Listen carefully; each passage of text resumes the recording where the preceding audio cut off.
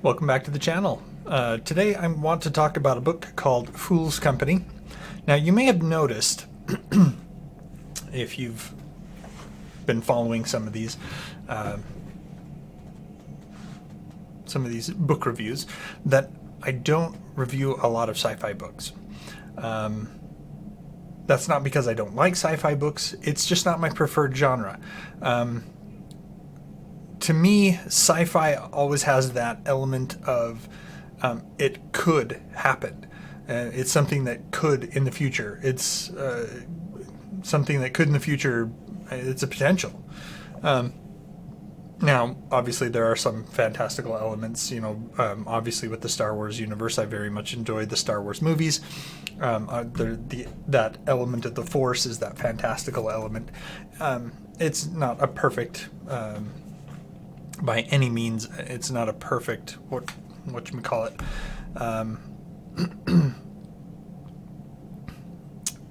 I can't even perfect preference. The thing is that what I have noticed about myself is that in reading, I like to read fantasy, sword, sorcery, dragons, all that other stuff. I love that. But when it comes to watching movies and television shows, typically the fantasy television shows and movies have been crap, while the sci-fi movies, on the other hand, have been excellent. Sci-fi movies and television. So I like to consume that in television and movies, not so much in book form. I'm not entirely sure why. I have read a lot of sci-fi, definitely not as much as I have of fantasy, but I keep coming back to the fantasy, where for the sci-fi, it's hit or miss with me. I mean, again, if you've watched here on the channel, I've reviewed Caiaphas Cain, one of the Caiaphas Cain books by Sandy Mitchell. I very much enjoyed that. And it's set in the Warhammer 40k universe, which is set in the far extreme future. Well, it still does have that magic fantasy element that's in it. That's not to say that that's what attracted me to the Caiaphas Cain novels. A friend of mine recommended that I start with that, and so I did. I borrowed some of his books, which he had. And now I own the series myself. I actually own more of the Caiaphas Cain books than he does. It's kind of, yeah. Because I actually now own all of the short stories, the Caiaphas Cain short stories, as well as all of the novels, including the most recent. Anyway, that being said, I very much enjoyed Phule's Company by Robert Asprin. I hope I'm saying that right. I mean, it looks like aspirin, so that's what I'm going to say. I may have said that wrong. Anyway, Phule's Company is a sci-fi book. It's, again, set in the far future, where the humans have gone out into the universe as well, and have encountered other species, and together they've formed an alliance, which includes the military, but they also have the Space Legion. Now, the Space Legion is not necessarily what you would envision, because when you think of like the Space Legion, I mean, it sounds more impressive than it actually is in this book. The regular army is actually the more impressive of the military forces in the Space Legion. The Space Legion, they're the bottom of the barrel, and Omega. Where is it? I was looking at it previously, just trying to give myself a refresher. Have it on a different page, maybe.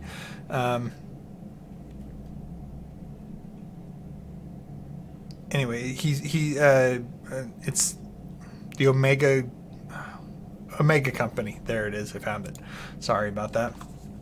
So Omega Company is the bottom of the Space Legion. So you can kind of think of the Space Legion as the foreign legion that we have here on Earth currently, and maybe even maybe more of a fictionalized. I say it more of a fictionalized version, but it's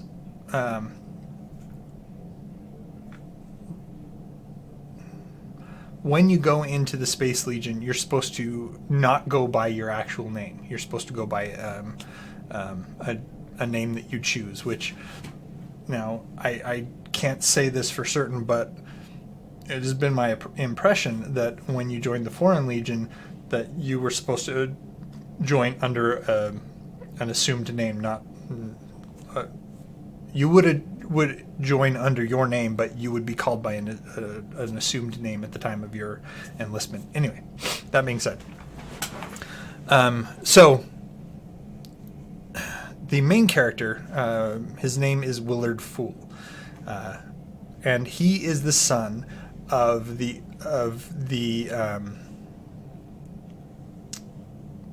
owner, founder, owner.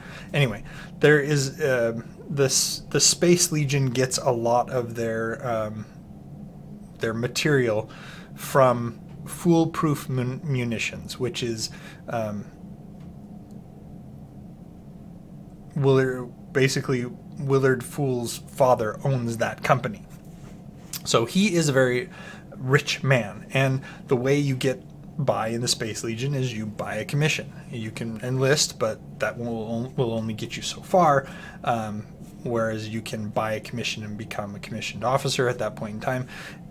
Anyway, he's not an idiot by any stretch of the imagination. He is actually a self-made millionaire. While he is the son of the company and he did take out a loan from his father, he is a self-made millionaire. He went off on his own and did his own thing and made his own money,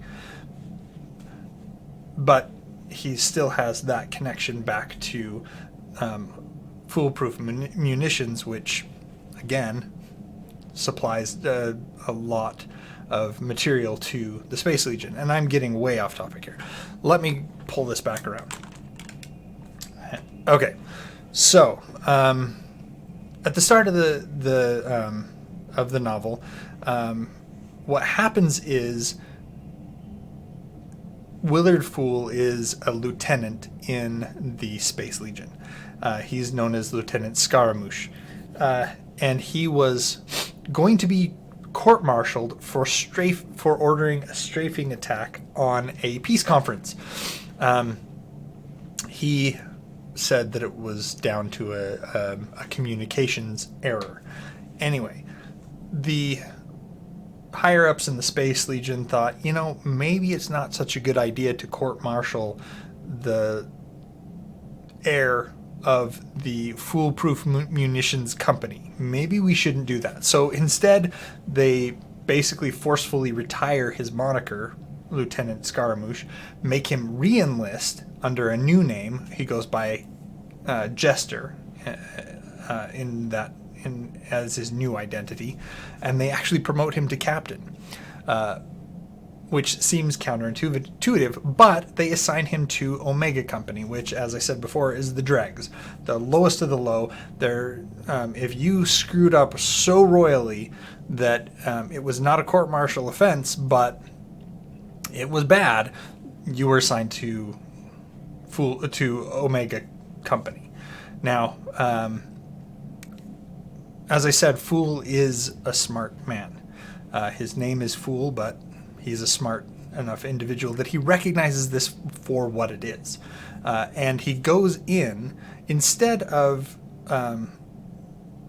as the Space Legion intended, what they want is for him to withdraw gracefully. They want him to resign his commission, and then he would no longer be a blot on their honor, on whatever else, and they would be able to take the graceful exit here, rather than basically court-martialing someone who could one day be the owner, the heir of the, I mean, he is the heir of the Foolproof Munitions Company, and he could be in charge of that company, and we buy a lot of our stuff from them. So instead of screwing that relationship up, we will assign him the worst company in the Space Legion, and he'll just, have such a bad time that he'll resign his commission. Thing is that he's as I said before, he's a very smart man. He made his millions by himself. Yes, he did get a loan from his very successful father, but he then quickly paid that back and built his fortune on top of what he had done. So he goes in understanding that this is not going to be easy, but then institutes changes and leads the way for this company to actually become a working, functioning I'm not sure what they call it, a crack unit, but it puts him in a position and them in a position to work through their difficulties, to find out what each person is best suited for, and to put that person in that role. And there are a lot of characters in these books, and they're quite well written. He has his. So let me just talk about a few of them. The novels are told from the perspective of Beaker. Beaker is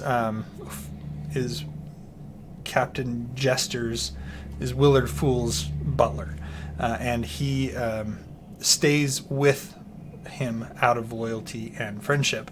And while he is outside of the chain of command, he still has quite a bit of respect that he has earned himself from the soldiers that are under his boss. There's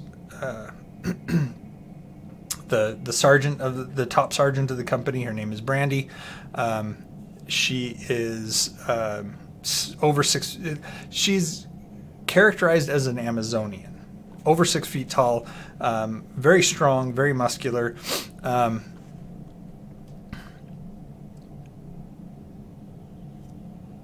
At one point, through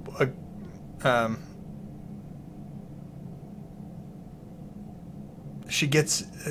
So on the cover here, actually, I'm pretty sure it's the two of them, because Tuscanini, that's the guy with the tusks. He is a Volton. He is 7 feet tall, and he punched the lieutenant or the sergeant, knocked her down, and she got back up and put him in the hospital with a concussion. So she's very strong, very skilled at fighting, and good looking. So she's a big person, big personality. There are 2 lieutenants that are just under their captain, Lieutenant Rembrandt, Lieutenant Armstrong. Again, these all are people who are, these are not their real names. Lieutenant Rembrandt is a timid officer. She is not, she's not very good at making decisions. She leaves a lot of that up to the NCOs. Lieutenant Armstrong, very uptight, very efficient officer, and you'd think, well, why is he in this? Well, he's a screw up too, because he's so uptight, so military, so much by the book that he is inflexible in his thinking. There's Tuscanini, as we said before, in Supernat. Tuscanini is a very imposing figure, but he's a pacifist. Supernat, on the other hand, she's the shortest person in the unit, and it kind of you would think of her as suffering from a Napoleon complex.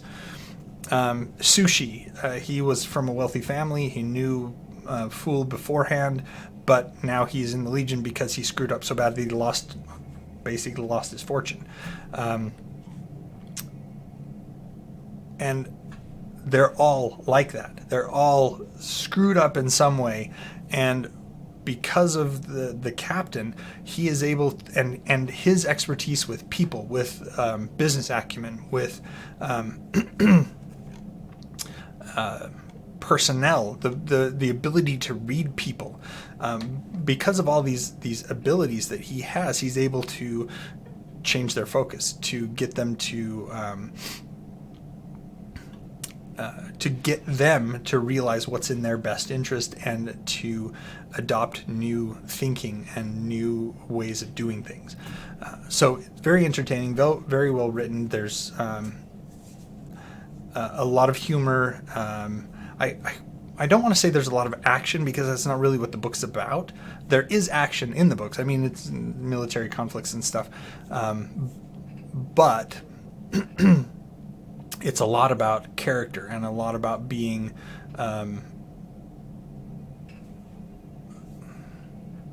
in the situation in the future, using all this fancy technology and stuff. So very well written, very, very entertaining, very interesting. There's a whole series that are built after the Phule's company. In the first book, they're sent to a planet, a mining settlement, and that's their duty station. And Willard Phule uses his own personal money, his own abilities to manage to try to work with these people, and at the end, they actually set up a competition between his soldiers that are seen as just screw-ups and worthless against an elite unit from the regular army. And as I said before, the regular army in this case is the one that is seen as the elites, not the Space Legion. Space Legion is the screw-ups and the step down from the regular army at the best of times. And so there's an interesting